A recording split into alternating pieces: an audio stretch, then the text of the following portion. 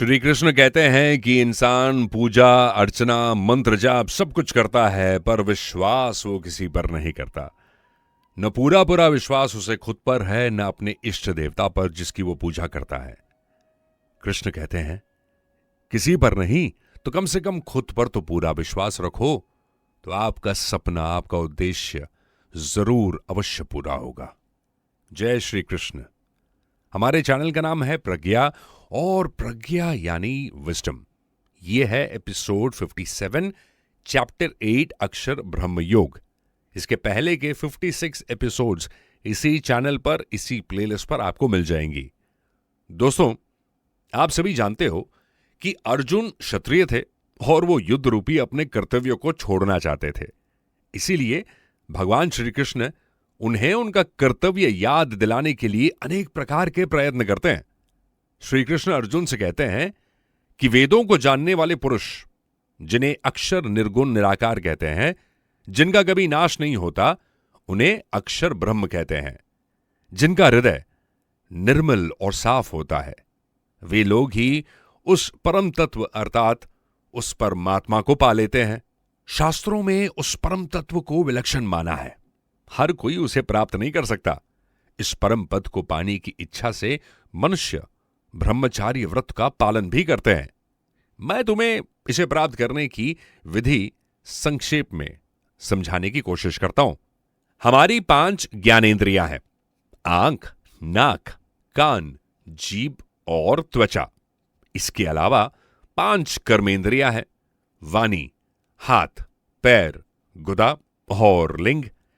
यदि हम शरीर के सभी द्वारों को वश में करके तथा मन को हृदय में स्थित कर लें, तो मन विषय वासना की ओर आकर्षित बिल्कुल नहीं होता। प्राणों को मस्तक में धारण करने से व्यक्ति का प्राणों पर अधिकार हो जाता है। ऐसा व्यक्ति जब अपना शरीर छोड़ता है तो 10वें द्वार से प्राण निकलते हैं और वो परमात्मा को प्राप्त कर लेता है। जो व्यक्ति नियमित रूप से मेरा स्मरण करता है, उन्हें बहुत ही सरलता से मैं प्राप्त हो जाता हूं। जैसे जब आप किसी वस्तु की बीमा करवाते हैं, तो उस वस्तु के टूटने फूटने और बिगड़ने पर आपको बिल्कुल ही टेंशन या स्ट्रेस नहीं होता। ठीक उसी प्रकार जब हम अपने शरीर, इंद्रियों और मन बुद्धि को भगवान के चरणों में समर्पित कर देते हैं, तो हमें किसी भी प्रकार की चिंता नहीं होनी चाहिए। आइए आपको इस चैप्टर का एक श्लोक सुनाता हूं। मामुपेत्यः पुनर्जन्म दुःखालयं शाश्वतं नाप्नुवन्ति महात्माना संसिद्धिं परमां गतः। ईश्वर को प्राप्त करना बहुत ही आसान है। नहीं, बिल्कुल सही सुना आपने। ईश्वर को प्राप्त करना बहुत ही आसान है। हमने इसे कठिन बना के रखा हुआ है। जिसकी खुद की कोई सत्ता नहीं है, हम उसी शरीर को महत्व देते हैं और उसका संबंध दुनिया से जोड़ते हैं। जितना हम दुनिया से जुड़ते हैं, उतना आप ईश्वर से दूर होते जाते हो। लेकिन जो व्यक्ति ईश्वर को प्राप्त कर लेता है, उसका पुनर्जन्म नहीं होता। इस पुनर्जन्म का अर्थ है फिर से शरीर धारण करना। वह शरीर चाहे मनुष्य का हो या पशु पक्षी का, शरीर धारण करने में दुख ही दुख है। पुनर्जन्म को दुखों का घर भी कह सकते हैं। देखिए, मरने के बाद व्यक्ति अपने कर्मों के अनुसार ही जिस किसी योनि में जन्म लेता है, जन्म के समय गर्भ से बाहर आते समय उसको वैसा ही कष्ट होता है जैसा कष्ट शरीर की चमड़ी उतारते समय होता है। अंतर सिर्फ यही है कि उस समय वो अपने कष्ट और दुख को किसी को बता नहीं सकता। इसके बाद अपने पूरे जीवन में वो कष्टों और दुखों का सामना करता है। जब शरीर वृद्ध हो जाता है, यानी आप ओल्ड एज की तरफ आगे बढ़ते चले जाते हो, तो वो अपने सभी कामों को करने में असमर्थ हो जाता है। उसका शरीर बीमारियों से घिर जाता है। उठना बैठना, चलना फिरना, खाना पीना सब कठिन हो जाते हैं। जब वो मृत्यु को प्राप्त करता है तो उसे भयंकर कष्ट भी होता है।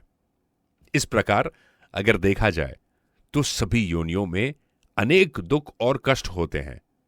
84 लाख योनियों में दुख भोगने पड़ते हैं। इसलिए पुनर्जन्म को दुखालय अर्थात दुखों का घर भी कहा जाता है। हे अर्जुन, ब्रह्मलोक तक सभी लोक में रहने वाले प्राणियों को वापस संसार में लौटकर आना जरूर पड़ता है, परंतु जो मुझे प्राप्त कर ले वो पुनर्जन्म के इन बंधनों से मुक्त हो जाता है। उन्हें फिर लौटकर नहीं आना पड़ता। एक प्रश्न उठना चाहिए कि अगर ये जीव परमात्मा का अंश है तो मृत्यु के बाद उसे परमधाम जाना चाहिए, तो वो मरने के बाद लौटकर क्यों आता है? आइए आपके इस प्रश्न का मैं जवाब देता हूं। जैसे कोई व्यक्ति सत्संग में जाता है और सत्संग के खत्म हो जाने के बाद वो वहां से उठकर अपने घर की ओर चल देता है। रास्ते में उसे याद आता है कि वो अपना छाता या बैग वहां भूल गया है। वो तुरंत ही उसे लेने के लिए लौटकर चला जाता है।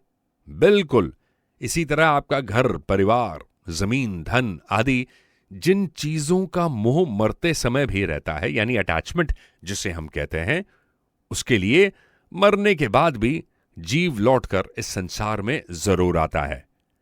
जिस शरीर के कारण इन सब से उस व्यक्ति का संबंध था, अब वो शरीर तो नष्ट हो गया, परंतु उसकी मोह यानी माया वो समाप्त नहीं हुई। इसी कारण जीव दूसरा शरीर धारण करके इस संसार में वापस आ जाता है। वो मनुष्य बनकर भी आ सकता है और पशु पक्षी बनकर भी आ सकता है। उसको लौटकर लेकिन आना जरूर पड़ता है। ये बात तो पक्की है। जो जीव मुझे यानी ईश्वर को प्राप्त कर लेता है, उसका पुनर्जन्म क्यों नहीं होता, अर्थात वो जीव संसार में लौटकर वापस क्यों नहीं आता? इसका कारण है कि जीव मेरा अंश है और मेरा परमधाम ही उसका असली घर है। अपने घर पहुंचने के बाद उसे कहीं वापस लौटना ही नहीं है। जैसे जब कोई इंसान रेलगाड़ी से यात्रा करता है तो जहां तक के लिए उसने टिकट करवाई है उसे उसी स्टेशन में जाकर उतरना होगा, परंतु अगर वो अपने घर में बैठा है तो उसे कहीं उतरना ही नहीं पड़ेगा। तो जो व्यक्ति ब्रह्मलोक में है वो रेलगाड़ी में बैठे उस पैसेंजर की तरह है, जिसे एक स्टेशन पर तो उतरना ही पड़ेगा। लेकिन जो इंसान मुझे प्राप्त कर लेता है वो घर में बैठे उस व्यक्ति की तरह है जिसे कभी भी नहीं उतरना। वो परमधाम को प्राप्त कर चुका है और जन्म मरण के चक्र से वो बाहर आ चुका है। सतयुग, त्रेता युग, द्वापर युग और कलयुग, इन चारों को चतुर्युगी भी कहा जाता है। माना जाता है कि 1000 चतुर्युगी के बाद ब्रह्मा जी का एक दिन होता है और फिर से 1000 चतुर्युगी बीतने के बाद ब्रह्मा जी की एक रात होती है। तो दिन रात की इस गणना के अनुसार ब्रह्मा जी की आयु 100 वर्ष मानी जाती है। अपनी आयु पूरी होने पर ब्रह्मा जी परमात्मा में लीन हो जाते हैं और उनका ब्रह्मलोक प्रकृति में लीन हो जाता है और वही प्रकृति परमात्मा में लीन हो जाती है। हमारी सभ्यता बहुत सरल और बहुत सहज है।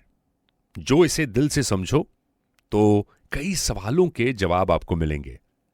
इस वीडियो के दौरान कई मंदिरों की फोटोग्राफ्स आपने देखी हैं। हम चंद्रशेखर जी का धन्यवाद करना चाहेंगे जिन्होंने इन फोटोग्राफ्स को खींचा है और हमें दिया है हमारे इस चैनल प्रज्ञा पर, ताकि हमारे पॉडकास्ट के दौरान इन पिक्चर्स को हम फीचर कर सकें।